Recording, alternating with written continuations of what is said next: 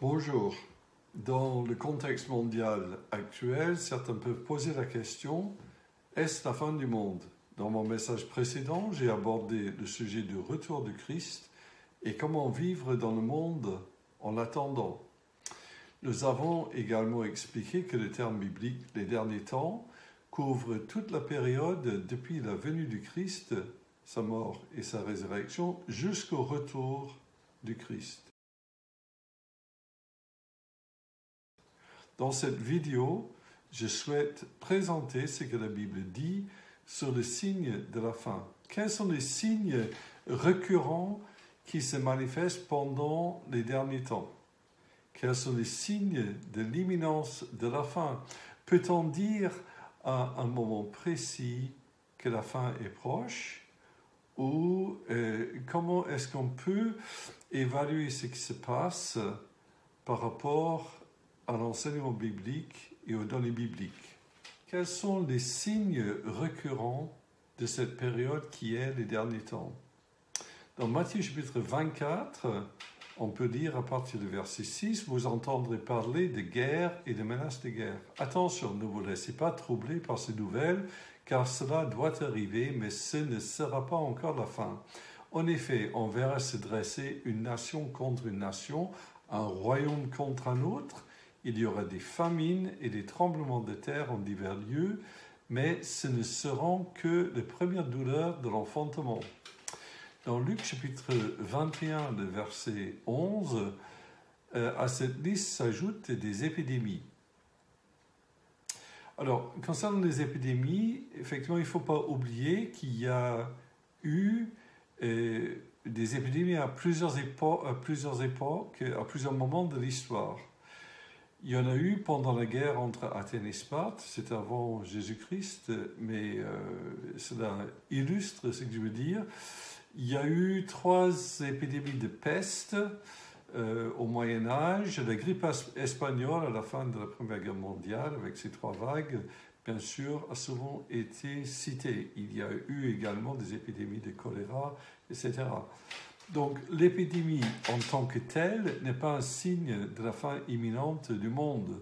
À noter dans ces versets que de Matthieu chapitre 24, qu'il est bien dit, mais ce ne sera pas encore la fin, ou ce ne seront que les premières douleurs de l'enfantement. Mais les chrétiens, ils ne doivent pas être déroutés par ce qui arrive. Nous avons été avertis qu'il y aura des épidémies. Quels sont les signes de la fin imminente? Alors, à nouveau, peut-être qu'il faut faire attention avec cette notion d'imminence. La Bible nous présente plutôt des choses qui doivent se réaliser avant que cette fin se produise. Donc effectivement, je pense qu'il est préférable de voir les choses dans ce sens-là. Une des choses qui doivent se passer avant que la fin arrive, c'est l'annonce de l'Évangile jusqu'aux extrémités de la terre.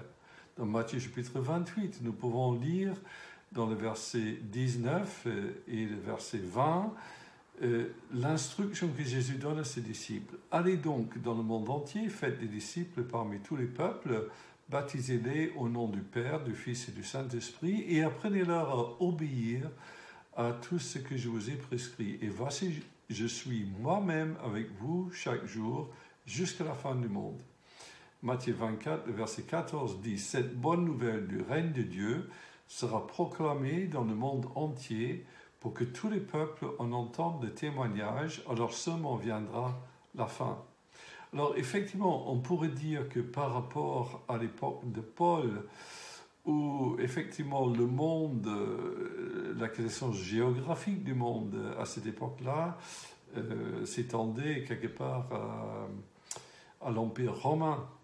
Et effectivement, il n'y avait pas la connaissance de l'existence de peuples ailleurs dans le monde. Aujourd'hui, bien sûr, on connaît la composition du globe, les peuples qui vivent sur notre globe terrestre, et on peut dire que la bonne nouvelle a été prononcée partout dans le monde. On peut se poser la question maintenant, il y a peut-être certaines tribus qui n'ont pas entendu, mais il y a également un autre défi qui est de faire de sorte que chaque génération qui arrive ait l'opportunité d'entendre la parole. Donc, en un sens, on peut dire que par rapport au moment où ces textes ont été écrits, oui, l'évangile a été prêché jusqu'aux extrémités de la terre, mais d'un autre côté, on sait que c'est une mission qui doit continuer et être faite dans le temps. Bien sûr, la finalité est que, à la fin des temps, quand Dieu considère qu'il a rassemblé tout son peuple, que effectivement il y ait des personnes de toute nation, de toute tribu, de tout peuple, de toute langue. Apocalypse 7. Un autre signe qui doit s'accomplir avant la fin, je suggère, est la conversion en masse des Juifs. Alors, cela dépend, ce que je dis dépend de comment on comprend Romains chapitre 11. Il faut savoir que l'apôtre Paul, il a fait part du fait qu'il avait vraiment à cœur le peuple juif dont il faisait partie. Il a enseigné comment le fait que le peuple dans son ensemble, dans sa majorité, avait rejeté le Christ ou ne l'ont pas reconnu, cela a permis à Dieu de proposer le salut aux païens, à ceux qui n'avaient pas d'arrière-plan de l'Ancien Testament, etc. Donc, quelque part, les païens, donc nous, ont été greffés sur l'olivier qui est le peuple d'Israël, donc pour faire le peuple de Dieu. Mais il me semble que dans Romains chapitre 11, l'apôtre Paul, il envisage qu'à nouveau des personnes d'origine juive puissent s'ajouter à ce peuple de Dieu. Bien sûr, ils s'ajouteront de par la conversion, de par la foi exercée en Jésus-Christ. On sait qu'il y a un seul médiateur entre Dieu et les hommes, l'homme Christ Jésus. On sait qu'il y a un seul moyen de salut qui est par la foi en Christ. Donc c'est par la reconnaissance de Christ. Mais il me semble que dans Romains chapitre 11, verset 11, que l'apôtre Paul envisage la conversion des Juifs vers la fin des temps.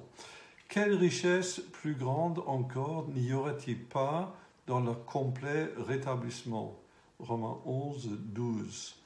Dans le verset 15, il dit « Car si leur mise à l'écart a entraîné la réconciliation du monde, quel sera l'effet de leur réintégration? Rien de moins qu'une résurrection d'entre les morts. » Un troisième signe qui doit s'accomplir avant la fin est la venue de l'Antichrist et l'apostasie. L'apostasie qui est traduit dans la Bible du Semeur par le terme « le grand rejet de Dieu ». Donc, avant d'essayer de décliner un petit peu ce sujet, je vous lis quelques versets dans le deuxième épître de Paul aux Thessaloniciens, chapitre 2.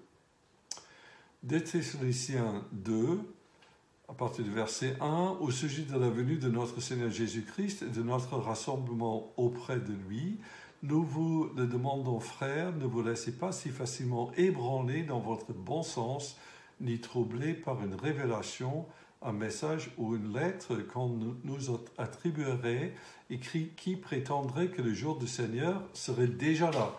Que personne ne vous égare d'aucune façon, car ce jour n'arrivera pas avant qu'éclate le grand rejet de Dieu et qu'apparaisse l'homme de la révolte qui est destiné à la perdition, l'adversaire qui s'élève au-dessus de tout ce qui porte le nom de Dieu et de tout ce qui est l'objet d'une vénération religieuse. Il ira jusqu'à s'asseoir dans le temple de Dieu en se proclamant lui-même Dieu. Je vous disais cela lorsque j'étais encore chez vous, ne vous en souvenez pas? Vous savez que ce qui le retient pour l'instant, afin qu'il n'apparaisse que lorsque son heure sera venue. Car la puissance mystérieuse de la révolte contre Dieu est déjà à l'œuvre, mais il suffira que celui qui le retient jusqu'à présent soit écarté. Pour qu'alors paraisse l'homme de la révolte, le Seigneur Jésus le fera périr par le souffle de sa bouche et le réduira à l'impuissance au moment même de sa venue. L'apparition de cet homme se fera grâce à la puissance de Satan avec toutes sortes d'actes extraordinaires, de miracles et de prodiges trompeurs. Il usera de toutes les formes du mal pour tromper ceux qui se perdent, parce qu'ils sont restés fermés à l'amour de la vérité qui les aurait sauvés. Voilà pourquoi Dieu leur envoie une puissance d'égarement pour qu'ils croient au mensonge. Il s'agit ainsi pour que soient condamnés tous ceux qui n'auront pas cru à la vérité et qui auront pris plaisir au mal.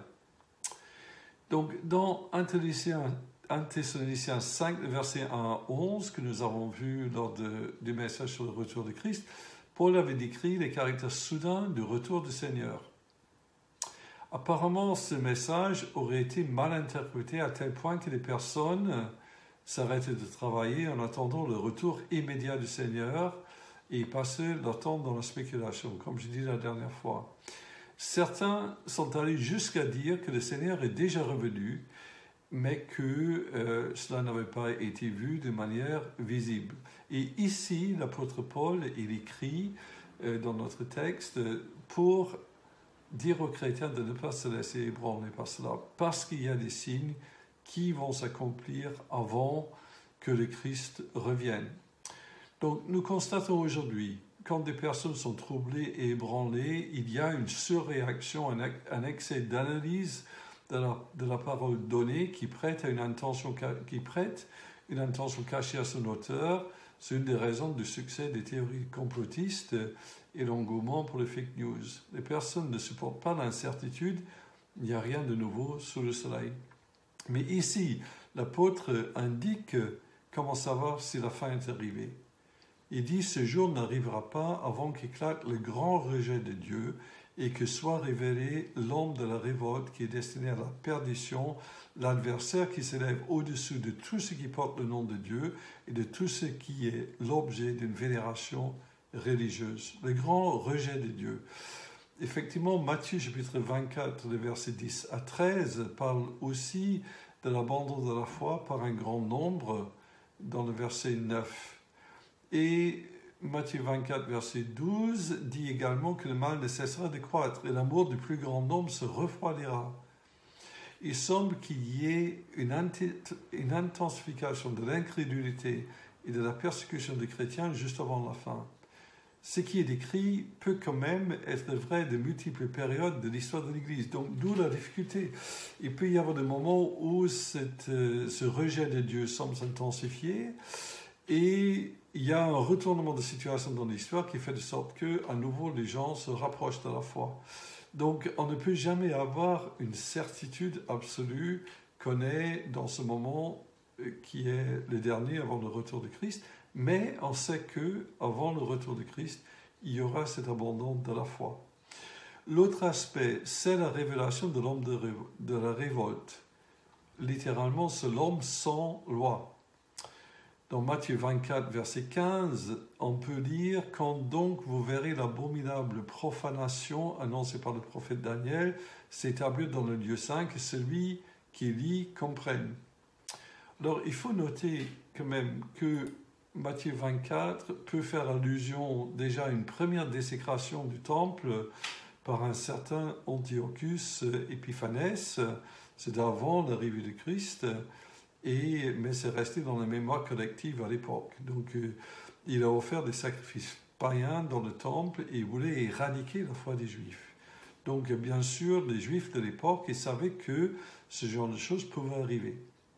Il y a un premier niveau d'accomplissement des paroles du Christ dans Matthieu chapitre 24 lors de la destruction de Jérusalem en l'an 70.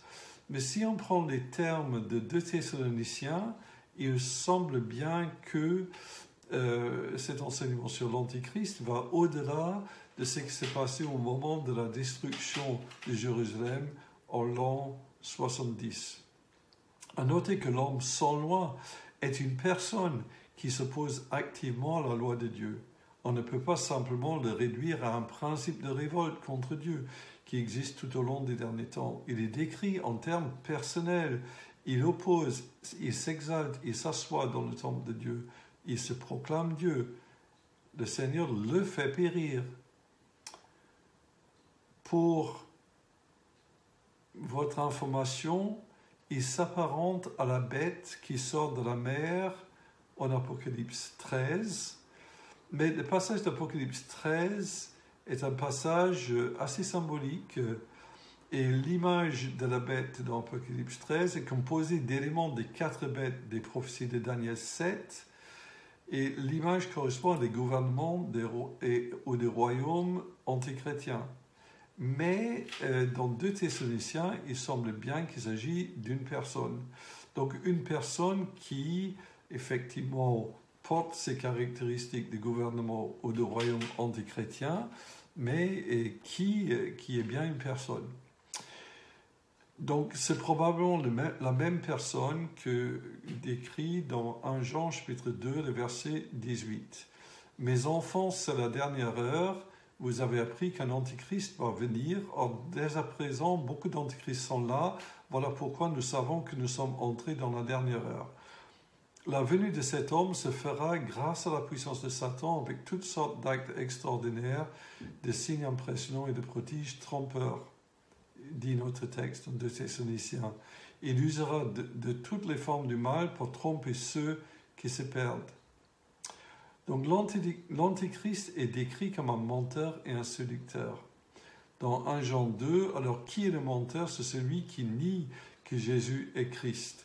Et l'antichrist, c'est celui qui refuse de reconnaître le Père et le Fils. Dans 2 Jean, chapitre de verset 7, on peut lire un grand nombre de personnes qui entraînent les autres dans l'erreur se sont répandues à travers le monde. Ils ne reconnaissent pas que c'est pleinement humain que Jésus est venu.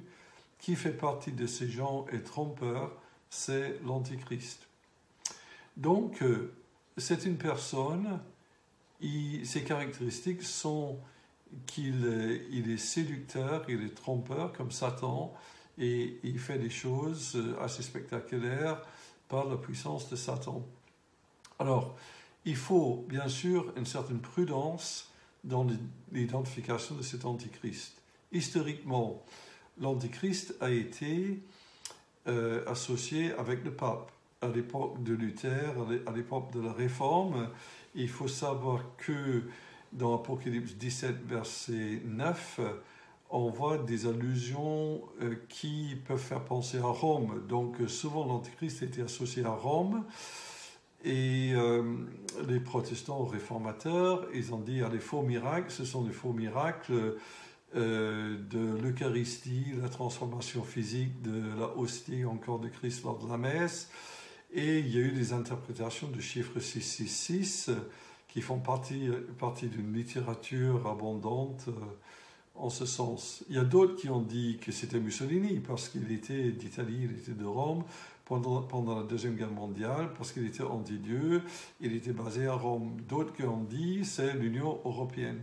Maintenant, il faut qu'on fasse très attention à tout cela, parce que bien sûr, ces associations dans le passé ne se sont pas avérées vraies. Alors, quelques pistes pour notre réflexion. Attention au caractère global de cette personne eschatologique. Il se met au-dessus de tout culte. L'adversaire, il s'élève au-dessus de tout ce qui porte le nom de Dieu et de tout ce qui est l'objet d'une vénération religieuse. Il y a des personnes qui ont craint cela à travers le dialogue interreligieux de l'Église catholique. Mais pour l'instant, ni le pape ni quelqu'un d'autre s'est proclamé Dieu. Cela n'a jamais été le cas d'un pape ni de Mussolini, même si c'était le cas de certains empereurs romains. Alors, donc, prudence. Je voudrais attirer votre attention sur la notion de ce qui retient et celui qui retient. Dans le verset 6 de 2 Thessaloniciens 2, on peut dire, vous savez ce qui le retient pour l'instant pour qu'il soit révélé que lorsque son heure sera venue. Car la puissance mystérieuse de la révolte contre Dieu est déjà à l'œuvre, mais il suffira que celui qui le retient jusqu'à présent soit écarté. Donc dans nos deux versets, il y a ce qui le retient et celui qui le retient. Alors, je vous propose aujourd'hui une interprétation de ce fait qui peut-être est inhabituelle ou que je n'ai pas beaucoup entendu, mais qui a un certain sens. Cet antichrist est un homme sans loi, un homme qui refuse toute loi. William Hendrickson, dans son commentaire de Thessaloniciens, il propose que ce qui retient, ce sont les lois et les règles qui limitent l'usage du pouvoir. N'oublions pas que Rome était une république. Pour le lecteur de Paul, et c'est peut-être ça qui est important à retenir, ce que Paul a dit a dû faire sens pour les gens à l'époque. Alors qu'est-ce qu'ils auraient pu comprendre? Que la République retient la toute-puissance de l'empereur. Mais en même temps, celui qui retient, c'est l'empereur dans la mesure où il respecte les lois du Sénat. Mais ce personnage eschatologique qui viendrait et viserait à ne pas être contrôlé par une loi quelconque, et donc il viserait d'être vraiment l'homme sans loi, sans contrôle. Les exemples aujourd'hui d'un Viktor Orban, d'un Vladimir Poutine et d'autres sont à une échelle moindre, un peu ce qui pourrait arriver si le monde basculait. Si les mesures, les contrôles par les démocraties, par les lois, par les règles tombaient et un homme avait tous les pouvoirs, on pourrait vraiment être dans la situation de l'Antichrist, dont le monde pourrait basculer. Alors, est-ce qu'on n'est pas en train de tomber dans l'erreur de la spéculation? Peut-être. Et effectivement, il faut qu'on soit prudent. Ma proposition que je vous ferai, c'est en priorité. D'abord, vivons en attendant le retour du Seigneur, en le servant. Et pour cela, je me réfère au message précédent. Comment vivre en attendant le Christ? On peut néanmoins être vigilant sur l'évolution des signes, des choses qui ont l'air de se passer dans notre temps, qui sont des caractéristiques vraiment de la fin des temps. Si j'ose faire une comparaison, je dirais que regardez ces signes. Il faut la prudence pour dire je ne peux pas être sûr que ces signes sont en train de me dire que c'est la fin ou une telle personne est l'Antichrist, mais en même temps, quand je vois ces signes de manière criante et les caractéristiques de ces signes se produire, on peut dire que l'heure est proche. Mais on est un petit peu comme pour l'horloge Doomsday. Je ne sais pas si vous connaissez ça en anglais, le Doomsday Clock. C'est une horloge plutôt par rapport à l'état de la planète et ce n'est pas fait par des croyants. C'est tout simplement pour dire que selon l'utilisation des ressources de la Terre et les catastrophes qui peuvent arriver à l'humanité, la planète est plus ou moins susceptible à un moment donné d'être détruite par l'action de l'humanité. Les signes de la fin, c'est un petit peu comme ça. Il y a des moments dans l'histoire où c'est comme si l'aiguille de l'horloge est presque à minuit. Il y a d'autres moments où cette tension baisse et ça semble être un peu plus éloigné. Donc il y a des moments précis où on sent que la fin est plus probable que d'autres et je pense que cela doit augmenter notre vigilance. Mais je ne pense pas qu'on doit tomber dans la spéculation. Alors, en conclusion, qu'est-ce qu'on devrait dire? Ce n'est pas encore la fin, mais tout pourrait basculer rapidement comme les événements récents nous ont montré. Lors de la venue du Fils de l'homme, les choses se passeront comme au temps de Noé. En effet, à l'époque qui précéda le déluge, les gens étaient occupés à manger et à boire, à se marier et à marier leurs enfants jusqu'au jour où Noé entra dans le bateau. Ils ne se doutèrent de rien jusqu'à ce que vienne le déluge qui les emporta tous. Matthieu 24, versets 37 à 39. Donc, tout peut basculer rapidement. Deuxième chose, en conclusion, soyons attentifs à toute dérive autoritaire et globalisante, surtout de la part des régimes qui se mettent au-dessus de Dieu. Les moyens technologiques d'aujourd'hui pourraient permettre le contrôle des populations. La reconnaissance faciale pourrait être utilisée, par exemple pour identifier les chrétiens. N'oublions pas qu'un pays comme la Chine a demandé aux chrétiens de réécrire la Bible pour qu'elle soit plus compatible avec l'idéologie du pays. Donc il y aura toujours des personnes qui veulent, à un niveau global, qu'on plie les genoux devant leur idéologie plutôt que de plier les genoux devant Dieu. Maintenant, est-ce que le monde le laissera faire? Peut-être pas. Nous ne savons pas si le monde de demain sera plus respectueux de la nature et de la planète, si ce monde corrigera les erreurs de consumérisme à outrance et spoliation des ressources, si ce monde de demain mettra en place plus de contrôle démocratique, ou alternativement, nous ne savons pas si les règles qui retiennent vont sauter de sorte que pourrait paraître un homme autoritaire qui se met au-dessus de Dieu.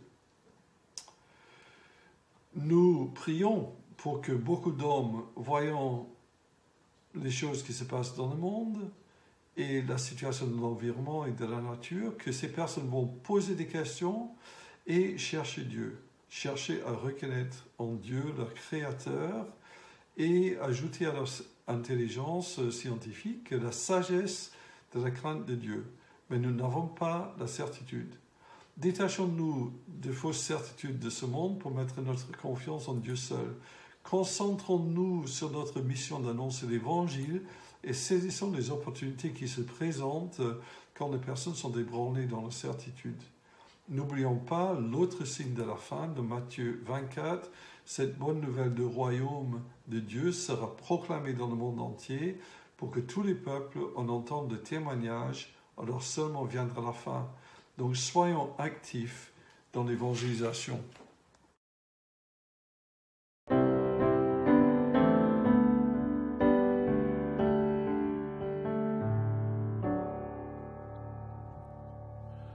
Plus que les gardes s'attendent au matin, j'espère en l'Éternel, mon Dieu. Sur sa parole, je compte ardemment, et à lui je m'attends. Peuple de Dieu, fidèle, peuple du Seigneur, attends-toi l'Éternel toujours. Car en Jésus se trouve en abondance la pleine délivrance et le pardon.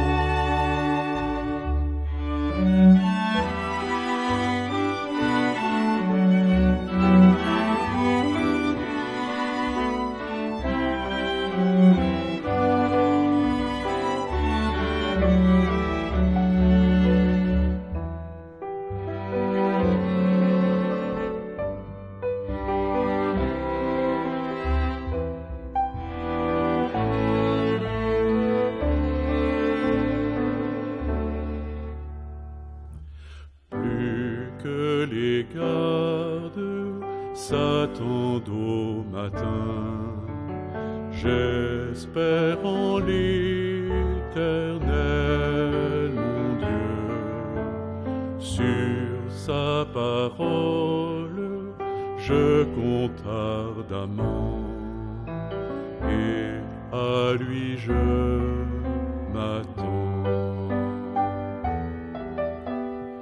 Et à lui je